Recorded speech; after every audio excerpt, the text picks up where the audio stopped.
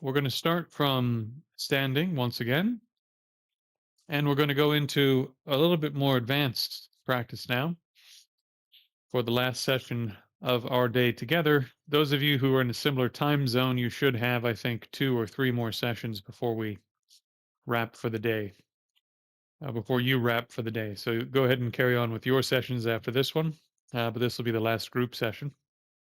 So, what we're going to do is we're just going to start straight on with 5 points. So, come to your standing position. If you're worn out from standing or you just don't feel like standing at the moment, I get it. But unless you're injured, stand up. All right. Okay. So I want you to bring the awareness to the top of the head.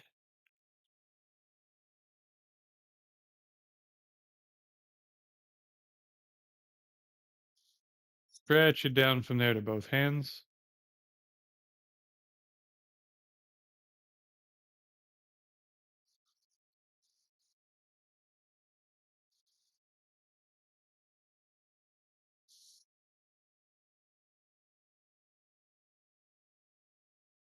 Maintaining those 3 points, stretch it down from the top of the head again to both feet.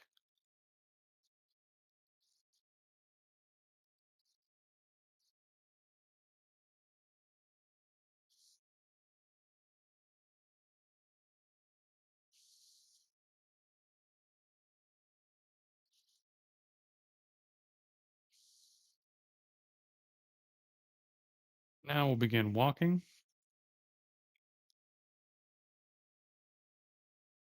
So maintain the 5 points. If you need to walk literally at this speed in order to maintain the 5 points, then walk even as slowly as this. The key point is that you shouldn't increase your speed until you can legitimately maintain those 5 points of awareness without losing them, or without losing them very much, let's say. So if you need to go this fast to keep them intact, then go this fast. Then, once that's working, then you can speed it up a little bit.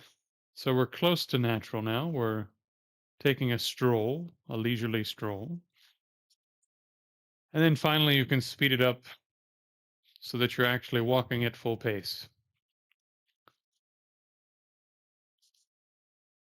So go at whatever speed you can while maintaining the 5 points. And I'm going to continue giving you instructions, and we're going to transition to 6 directions while moving.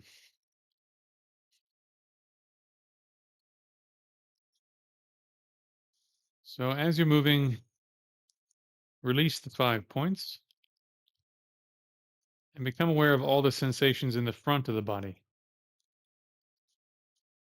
Release that. All the sensations in the back of the body. Release that. All the sensations, everything facing to the left. Release that. All the sensations, everything facing to the right.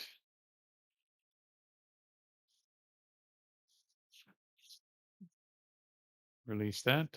All the sensations, everything facing upward.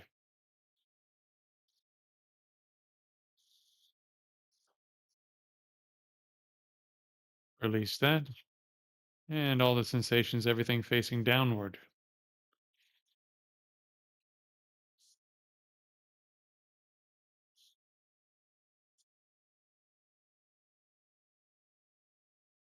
Good. Now we're going to combine directions. Everything facing to the front and to the back. Just hold front and back for a short time.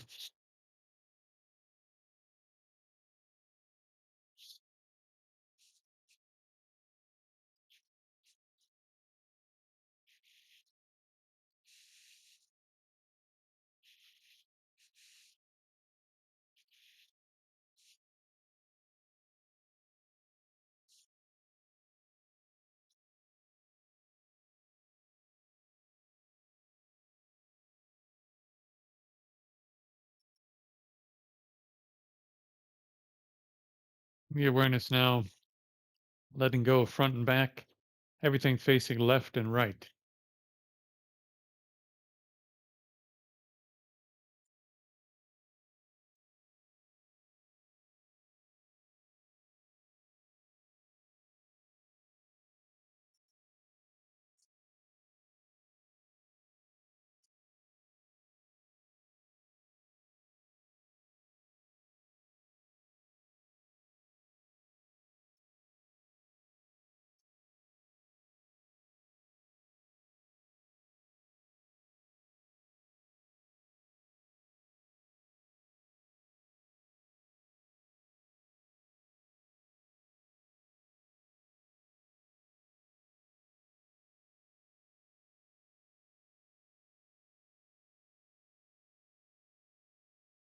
Release that.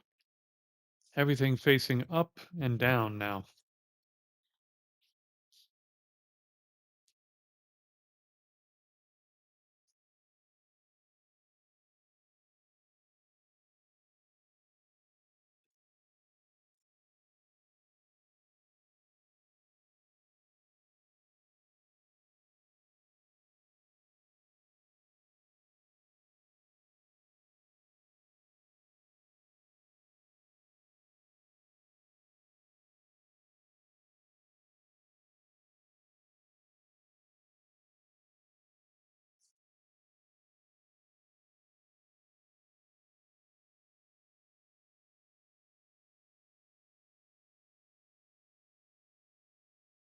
And release that. Now we're going to combine directions. Once again, starting with front and back.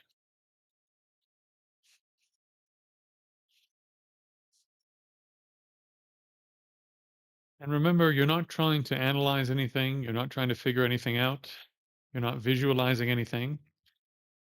If you're imagining that you can feel things outside your body, you can't. You're just feeling the sensations that you can feel in the body, on the body, that are facing forward and facing back at the same time.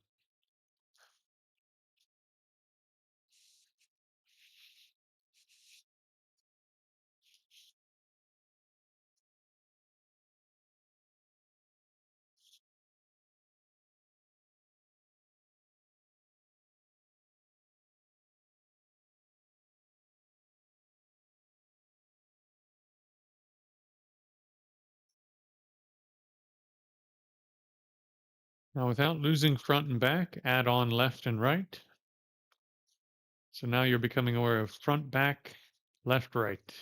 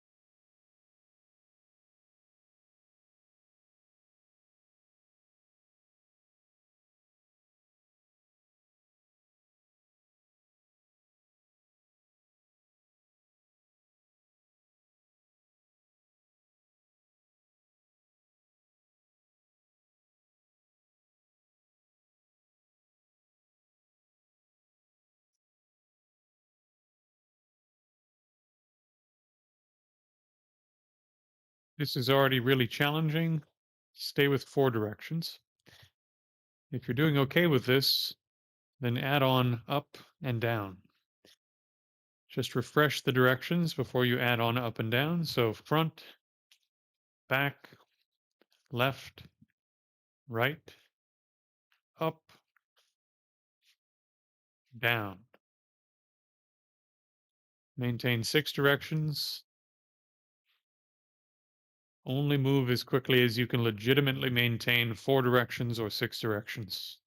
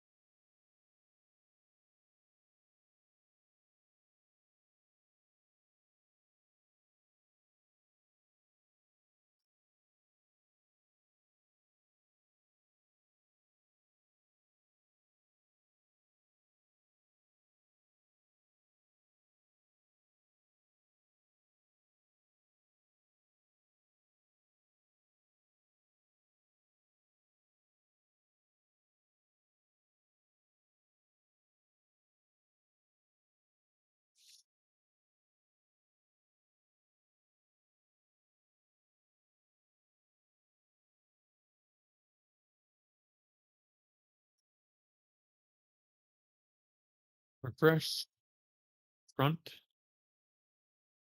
back, left, right, up, down.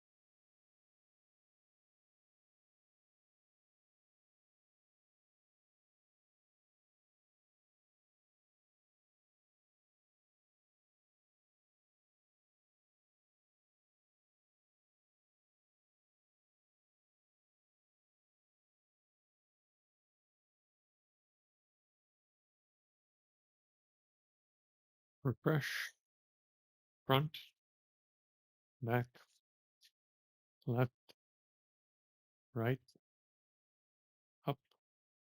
down.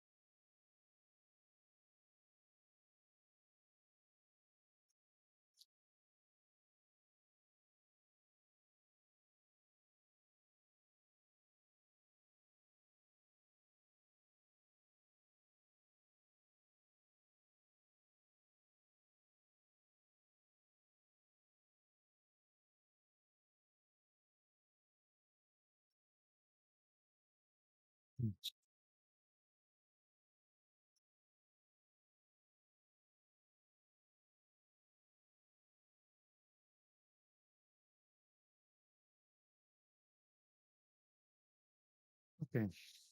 Since we only have 4 or 5 minutes, those of you who are doing a full day of retreat instead of a half day, if you're doing a half day, probably 5 sessions with me with half-hour breaks in between, that's a 5 hour day. And if you're doing 8 hours of work or 10 hours of work at your career, plus some family time, etc., 5 hours is a lot in one day.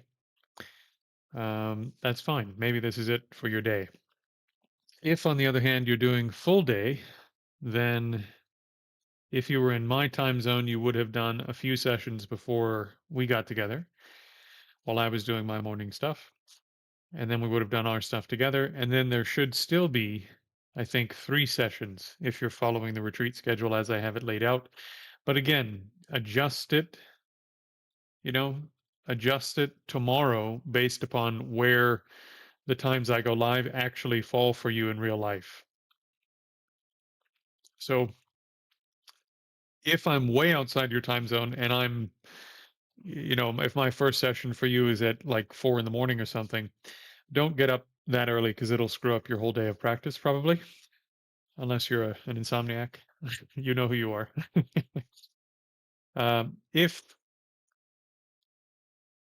If you get up a little bit earlier than normal, like let's say you get up at 7 normally, or 7:30 or 8, and you get up at 6, that's fine. But don't get up so early that you missed out on a bunch of sleep, because having a high quality of mind is important for your practice. Okay? So for the rest of the day, I would do, if I were you, a combination of intensive breath, body scanning, and these types of practices like we just did, maintaining the 5 points and the 4 directions and the 6 directions. And based upon your stamina and how things are going, you could do it all seated if you sort of run out of gas for standing and walking practice, because it's more demanding, right? It's more demanding, more difficult if you're standing than if you're seated. And it's even more demanding and difficult if you're actually moving around. So you want to make sure that the quality is staying very high. So whatever you need to do to make sure the quality stays high with the amount of energy you have left for your practice for the day, if you have a few more sessions. Some of you, I might be in a time zone where my sessions are at the end of your day, which is fine. Then you end your day with me, no problem. But if you do have a bunch of your day left and you're going to do 3 more sessions or 5 more sessions, just make sure that you put a little break between the first 5 and the second 5 so that you have some time to fully recover and then go back into it hardcore the second half of the day. That's one point.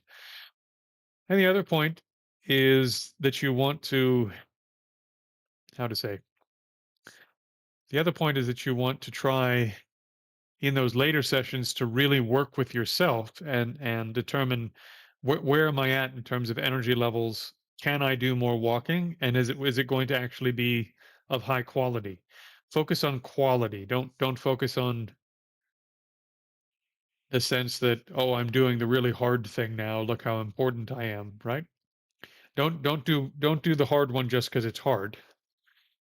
Do the hard one when you have the energy and your mind is fresh and lucid and is actually doing high quality stuff in a harder environment, and then scale it back to an easier environment when you don't have the energy to do that. Yeah. Okay. Checking the chat.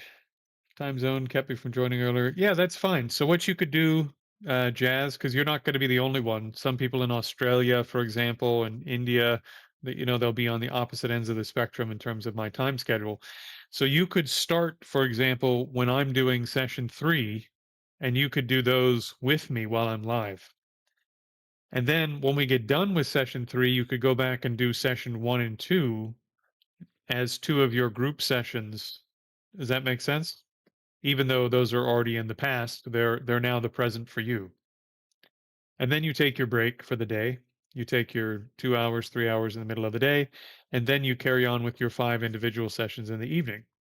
So wherever you sort of fall on the time scale, you want to get as many live sessions where we're actually together as you can, because it's different if you're doing it with somebody and you know that they're even if you know that they're there on the other side of the screen somewhere, you know, and that they're really doing it with you. It changes the quality of the practice. It changes the quality of the practice. So get as many where we're actually together as you can. Any ones you can't do live, just catch up on those later. Even if you catch up on them tomorrow, if you get up before I do because of the time zone difference, then you can do the ones you missed today as your first sessions tomorrow.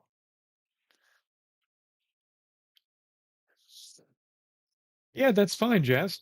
Yeah, if you need to take today, then tomorrow. See, this is the interesting thing. Tomorrow, for example, you could do the first 5 sessions we did today as your first 5 sessions of the day, and then you could do the second half of your day as tomorrow's sessions. Does that make sense?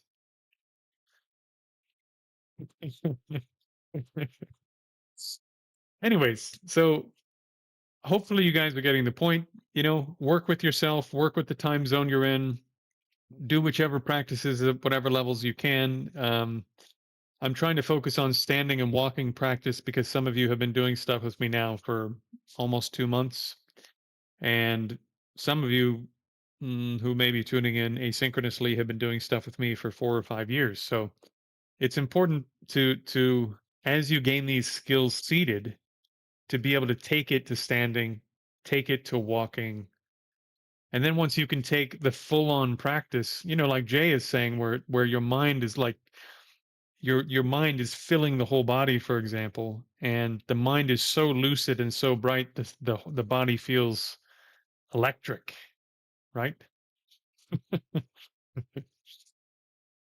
And Jay, I think um, just to add one more little note, this will be helpful for other people. We were talking about the difference between just having a stable mind and having a mind that's both stable and highly awake, highly lucid, right?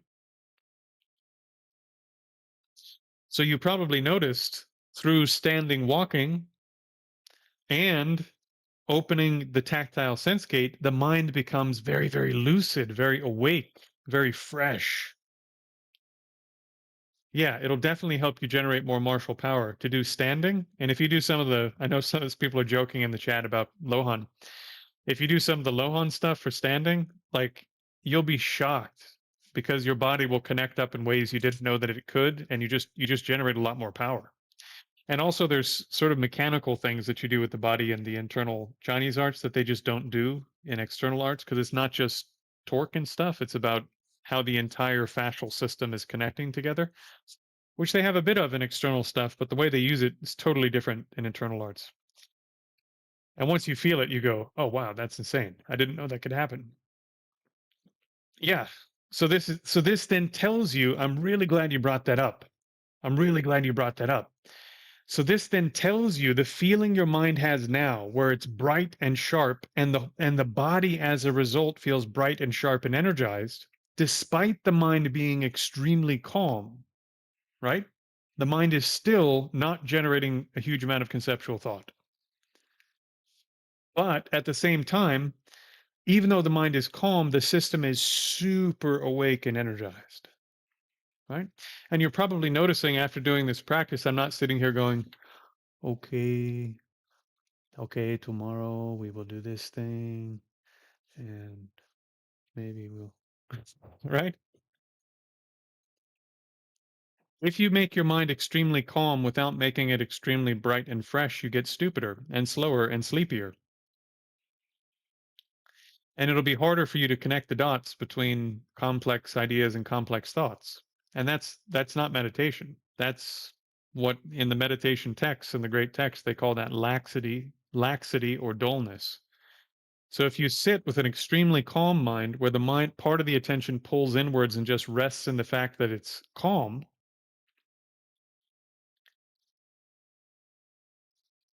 yeah, tomorrow's fine. But if you just rest in the fact that the mind is calm while, for example, even while you're body scanning, but a big part of your mind is like, watch my face, right? Just for a second. I'll do my best to sort of mimic it, right? So you're doing your body scan, and at first the mind is super fresh, and you're like, bang, bang, bang, and you see it, and you're like, wow. And then the mind starts to get more calm, and you go,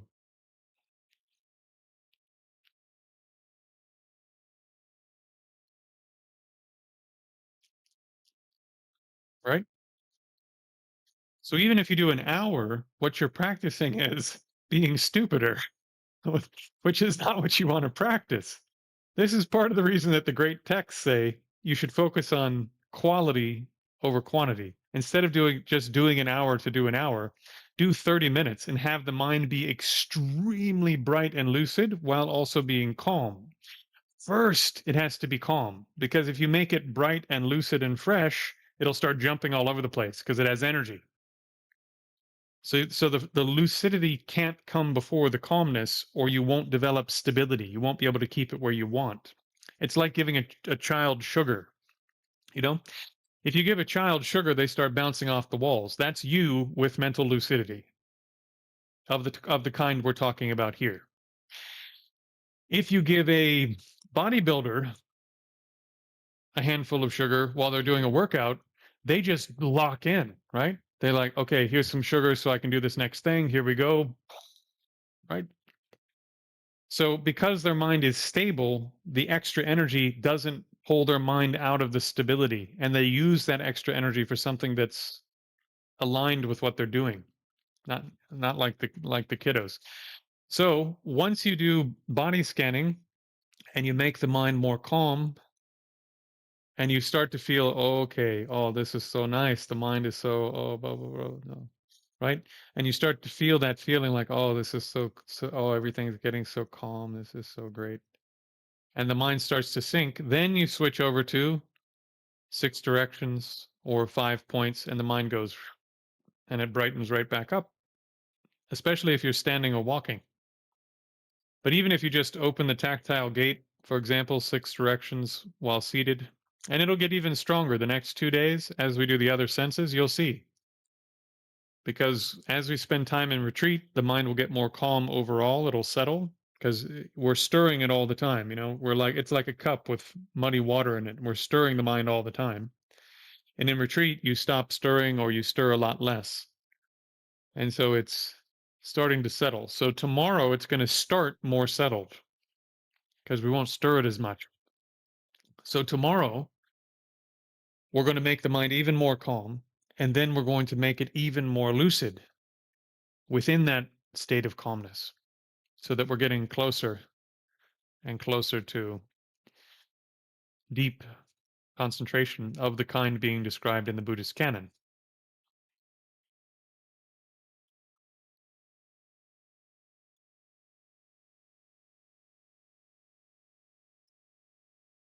more aerobic meditation. So if you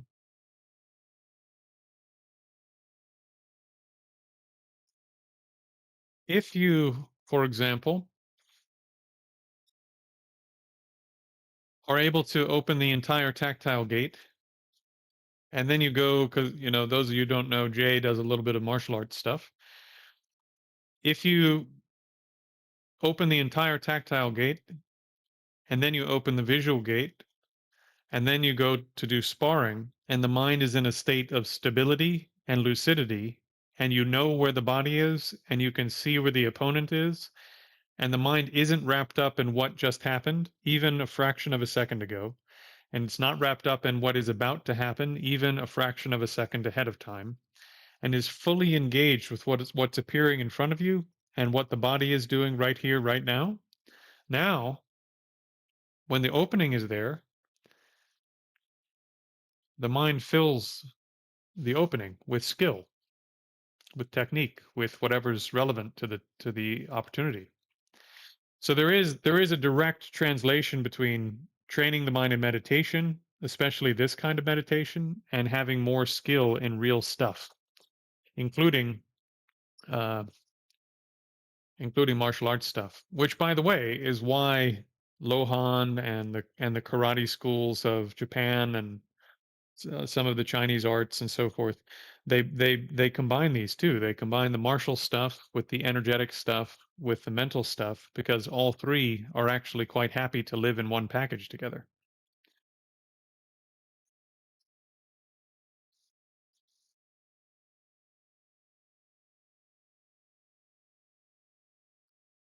Oh, I see. More aerobic.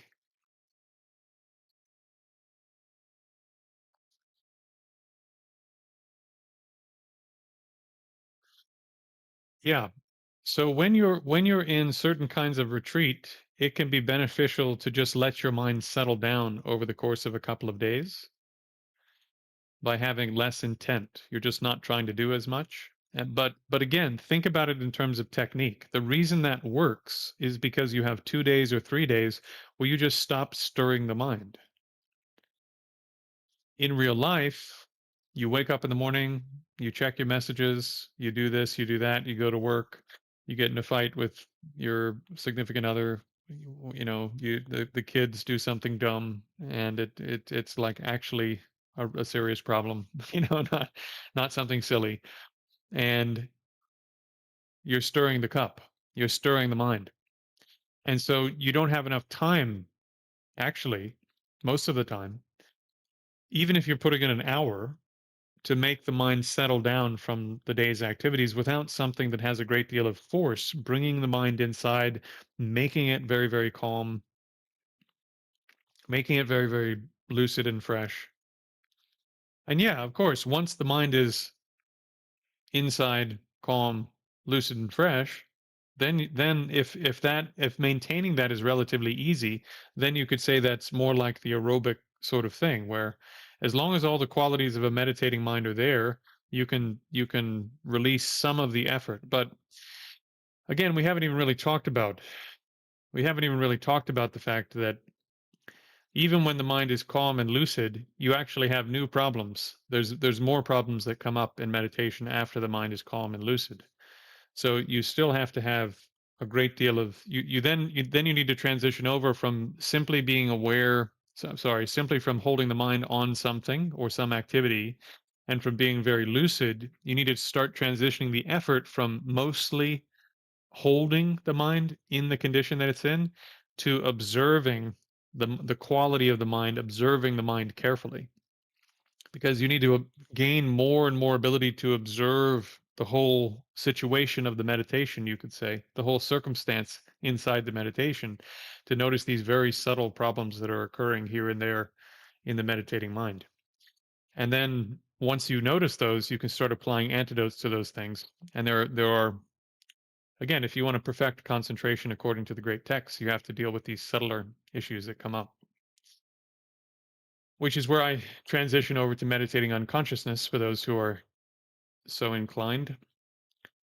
So there's a bit of a method to the madness in how I put things together. So why do we transition over to consciousness after doing the external senses? Well, it's the last part of you that you haven't looked at. Also, you need to build up more what's called introspection, introspective awareness of what the mind is doing to continue advancing down the path of meditation, which involves becoming aware of what the mind is doing on a subtler level. So why not just turn the attention to the mind at that point so that you're killing a whole bunch of different birds with one stone? You see? So there's a bit of method to the madness as to why I put things in the flow chart in terms of the practices we do in quite this way, or why I've put them in quite this order. Uh, there are reasons. Okay. All right, friends. Checking the chat.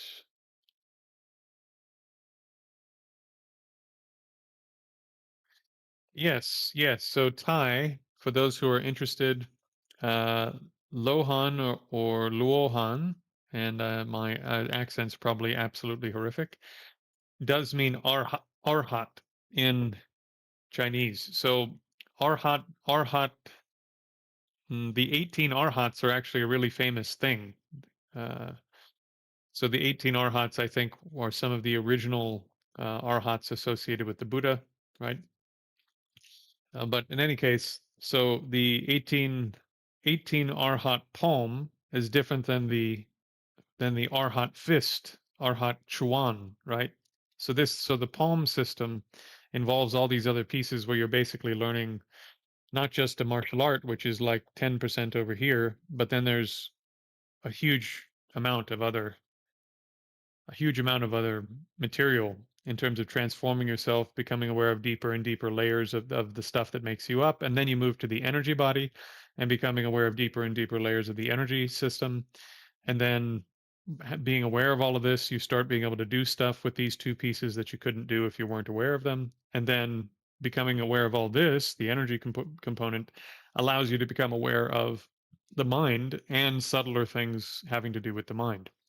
And then all three of these pieces, the Jing, the body, the Qi, the vitality or the energetic aspect, and the Shen, the mind and the subtle energies associated with mind, are all now headed in the same direction towards being an arhat.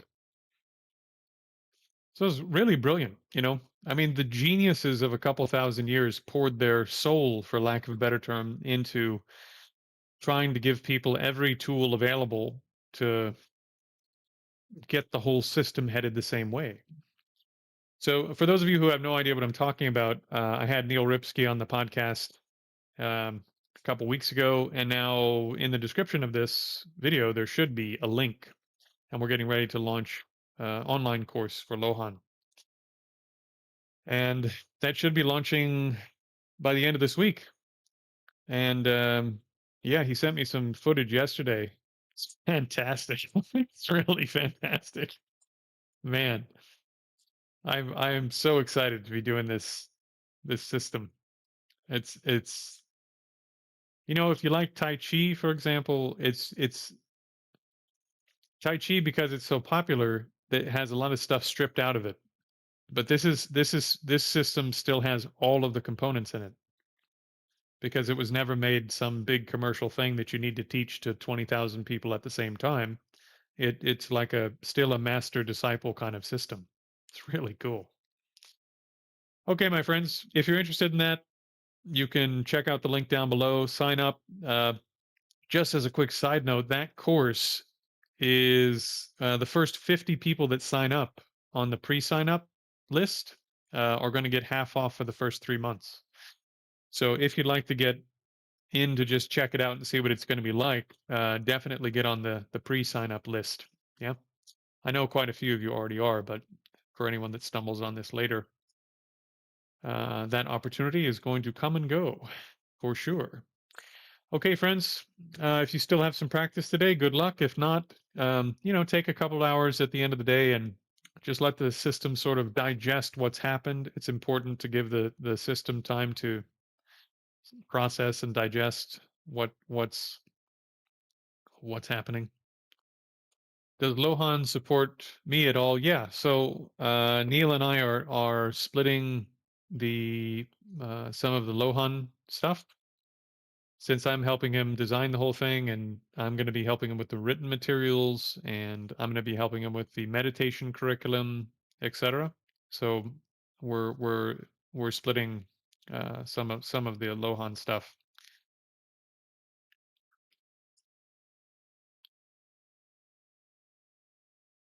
Hmm. All right, friends. If you have a few more sessions, do your practice. Do your practice. Do it full on. Do it the best you can. Be a little bit hard on yourself. It's important. And then when the work is done, really let yourself relax and don't do anything in particular, right? Don't do anything in particular with your mind. Just let it sort of relax and you know, just sort of hang around and see what the mind and stuff is like now after doing a day of practice when you get to the end of the day. And you should be tired. You should sleep well. If you did 10, 30-minute sessions or 45-minute sessions as the case may be, you'll sleep very well at night for sure. Okay. I'll see you all tomorrow morning, bright and early London time. I'll be back online at 10 a.m. London time for a couple of sessions. Then we'll take our midday break, and then we'll be online again for three more sessions. And for those of you, because most of the regulars are here already, there won't be sit and see during retreat time. So don't hang around waiting for sit and see tonight. Okay. All right. See you tomorrow.